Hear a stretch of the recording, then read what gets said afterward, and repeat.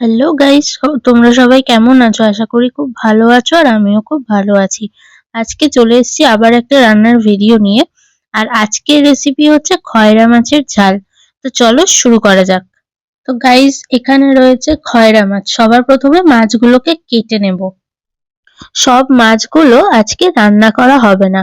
মা তো একা খাবে, তাই 3টে মাছ রান্না হবে। আর বাকিগুলো ফ্রিজে রেখে দেওয়া হবে, অন্য আরেকদিন খাওয়া যাবে। নুন মেখে রাখা হয়েছে, আবার কিছুটা জল দিয়ে ধুয়ে আবার নুন আর হলুদ মেখে রেখে দেব।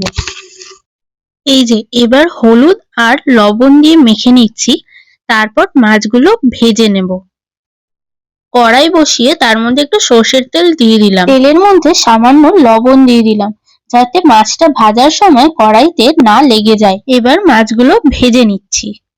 মাছের সবজির মধ্যে দেওয়া হবে হচ্ছে মূলো, সিম, আলু, আর মশলা হচ্ছে শুকনো লঙ্কা বাটা আর কাঁচা লঙ্কা চিড়ে দেব। আর এছাড়া রয়েছে বিলিতি ধনেপাতা। এই যে এখানে মাছগুলো ভাজা কিন্তু হয়ে গেছে, হালকা করে ভাজা হয়েছে, কারণ বেশি ভাজলে খেতে ভালো লাগবে না। সর্ষের তেলের মধ্যে একটু কালো জিরে ফোড়ন দিলাম। এবার সবজিগুলো ভেজে নেব। এবার একটু লবণ আর হলুদ দিয়ে দিলাম। এবার একটু ভালো করে মিশিয়ে নিচ্ছি। সবজিগুলো ভাজা হয়ে গেছে, এবার মশলাটা দিয়ে দিলাম। মশলাটা দিয়ে একটু নাড়াচাড়া করে নেওয়া হচ্ছে।